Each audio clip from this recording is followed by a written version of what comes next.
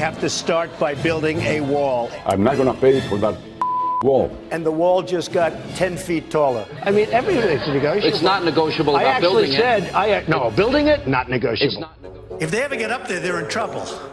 Because there's no way to get down. Maybe a rope.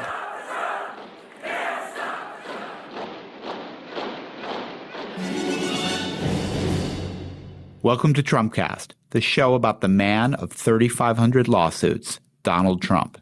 I'm Jacob Weisberg.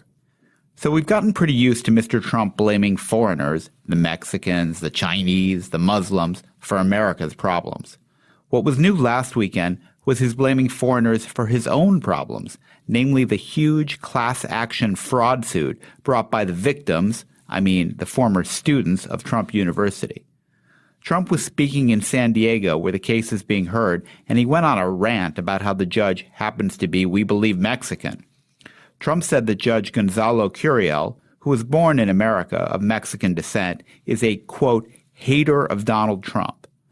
Trump went on to accuse him of being corrupt and said that the court system should look into him. That was really disgusting, maybe the most disgusting racial comment of the many Trump has made, and that's saying a lot. How are Mexicans in Mexico taking this outpouring of vitriol from the Republican presidential nominee? To answer that question, I'll talk today to Enrique Krause, one of Mexico's most distinguished intellectuals and a student of relations between our two countries. He says Trump is poisoning them in a very dangerous way. I'll be back with that interview right after we do the tweets. I find it offensive that goofy Elizabeth Warren, sometimes referred to as Pocahontas, pretended to be Native American to get into Harvard.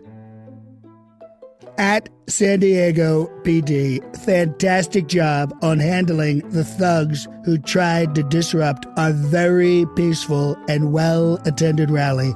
Greatly appreciated. Same failing New York Times reporter who wrote discredited woman story last week wrote another terrible story on me today. Will never learn. The U.S. has 69 treaties with other countries where we would have to defend them and their borders. How nice. But what do we get? Not enough.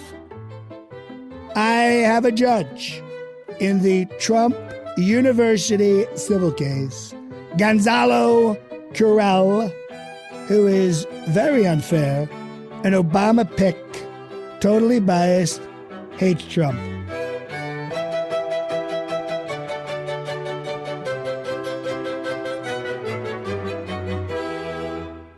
My guest today is Enrique Krause, the distinguished Mexican historian and intellectual and the founder of the magazine Letras Libres. Enrique, welcome to Trumpcast. I'm very happy to be the show. So I'm afraid Donald Trump was at it again over the weekend talking about this federal judge, Curiel, in San Diego, who was trying basically a civil fraud suit against him. And he started attacking this judge as Mexican. I was dumbfounded. I'd like to tell you that this doesn't represent how Americans feel, but it's hard to argue with Trump having the success he is that prejudice against Mexicans is not a phenomenon in America right now. Well, it's very perplexing for us in Mexico, the continuous verbal offenses and the promises that he's made. But let's focus on the offenses. He has depicted Mexicans as criminal and rapists. He has said, not all, I assume, but many are criminals and rapists. And this has offended the Mexican people. And as a historian, I want to tell you that I'm truly worried that Trump is opening and can open even more old historic wounds in this very difficult relation between these two countries, a relation that has 200 years of history, and much of it has been very difficult, very tense, very conflicted. Talk about those historical wounds a little bit. Does this go back to the Alamo and the Mexican-American War? Is this about because Trump argues that some of Trump's extreme supporters think that Mexico wants to take territory back from the United States. Well, that's nonsense, complete nonsense. You see, we are very close to have 200 years of relations because Mexico was born as an independent country in 1821. So I can talk about three periods. One that lasted from the beginning until 1942, which is nearly 170 years of very tense, conflictive relations between the two countries. So tense that, of course, we had the Mexican-American War in 1846 to 1848. Americans have forgotten about that war, in which, by the way, 50,000 Americans died, and almost 8% of Mexican population died. So it was a very, very serious, very bloody, and very sad, unfair, unjust war. Americans have forgotten about that war, but not Mexicans. Although it is a war that happened many, many years ago, the wounds are there, but are, I would say, they have been healed over the years. Then we had half a century of being distant neighbors, 1942 to 1994.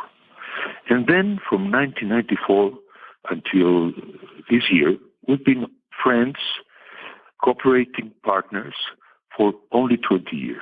Since NAFTA, you're talking about, essentially. Yeah, since NAFTA until now.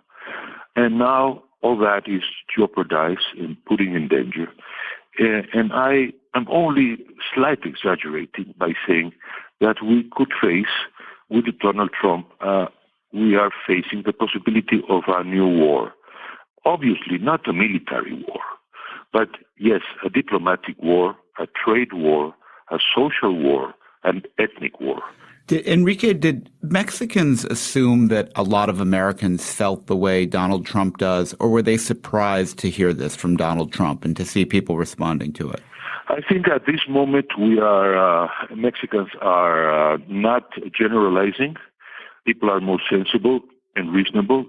Don't forget that we in Latin America are more or less accustomed to see this kind of populist semi-fascists or fascist caudillo speaking aloud, telling all sorts of things, irrational things, contradicting himself, boasting, bragging, narcissistical. All this is very Latin American, no?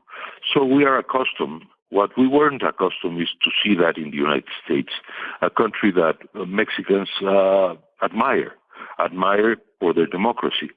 So I think we are now perplexed. And we don't generalize, and we don't see this happening in the general American public. But when you see the images of the Mexican flag waved in demonstrations in San Diego, and you see demonstrations against them, and some tension, some fists, and people arguing in favor of the wall, of the sanctions, well, those are the seeds that I'm talking about, the seeds of racial hatred. One of the ironies of Trump's talk about the wall and so on is that actual immigration from Mexico has been somewhat in decline. Not only declined, Jacob, it stands at zero since 2012. And the major sources of immigration to the U.S. at present are China and India. Let's imagine what the consequences of that beautiful wall and the massive deportations of 11 million undocumented Mexicans would mean. First, there would be legal consequences. Total remittances of the United States coming from the United States to the world are $130 billion a year, of which only 18% are Mexicans. If Trump intends to do taking over the remittances or blocking the remittances.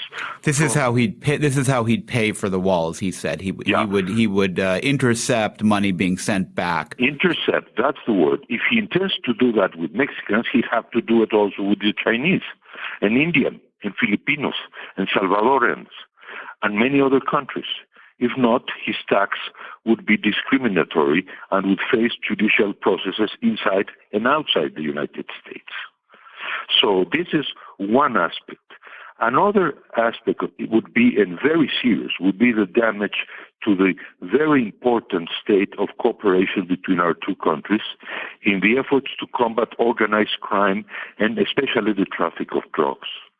And there are other instances of damage. For instance, how would it affect the cooperations of the two countries in matters of water supply? And think of the diplomatic consequences. The fact that Mexico for more than a century has been open to American immigration. There are numerous and growing colonies of American expatriates in Mexico. What would happen to them if a Trump administration exacerbates dissension and social hatred? And of course, there would be most worrisome social consequences. I just close my eyes sometimes and think of the fear, the mass hysteria, the tearing of families, American children by law deported to Mexico. Listen, I think we are facing a truly serious rift between our two countries. Well, if you've thought about this policy for 5 minutes, and you've clearly thought about it for much more than that, you've thought about it more than Trump has. Well, that's not difficult. Yes, but one question is, does he intend this in any serious way? That is, in the, I hope, still unlikely event that he is elected, would he make any effort to execute that policy and build a wall? Or is this merely rhetoric, populism, way of whipping up crowds, being a caudillo, as you said? Even if it's rhetoric, even if he wins, God forbid, but if he wins the nomination, he becomes a president, he says, well, I was just kidding. I now know the vice president is telling me that no, it cannot be done exactly. He has already done a lot of damage. The whole agenda has moved to the right and to a xenophobic, protectionist, populist trend. And my main concern is the opening of old wounds. You see, Americans are liked in Mexico. Our cultures have been mixing. Mexicans go there to work. Americans come here and visit. They invest. I think many countries in Europe and in Asia would dream of having this kind of relation between neighbors. This whole thing can finish ugly in opening the old nationalist, anti-American wounds and attitudes in Mexico. And we can see riots, demonstrations in front of the embassies and consulates, things, frankly, our two countries do not deserve. And what's more, our two peoples do not deserve. Enrique, let me end by asking you about the possibility of a more positive outcome. If Hillary Clinton is elected, what can she do to make sure the era that began in 1994 of positive relations and growing connection continues? On the one hand, the United States has to be very firm in stressing that Mexico has to put its house in order in terms of corruption, impunity, violence, and crime. This country is in a shameful situation, not economically and not politically, I would argue, but mainly morally in terms of corruption and the complete lack of the rule of law. And a possible and desirable Hillary Clinton's administration has to be very firm with zero tolerance towards this kind of shameful situation in Mexico. On the other hand, we need to enhance our cultural and economic ties. The physical geographical border will be there forever, but we need to take further steps to build a region without borders. And I think we can, and it's already happening. I myself have my son and grandsons living in Los Angeles. They are Mexicans, and they are Americans, and there's a genius of mixing in the Mexican history, and there is also the melting pot tradition in the American history. So we have to draw ourselves closer. And I think that can be done. The wounds opened by Trump can be healed, and I hope it will become very sad, as he would say, episode of American history, and America and Mexico can move forward. I have the same hope. Enrique, thank you very much. It's a pleasure talking to you, and thank you for joining me on the show. Thank you. It's an honor. That's it for today's show. We don't blame Mexicans for our problems around here. Henry Malofsky and Jason DeLeon are our producers. They love the taco bowl at Trump Tower, too. Steve Lichtai is executive producer of Slate's Big Beautiful Wall of Podcasts. Andy Bowers, we just call him El Jefe.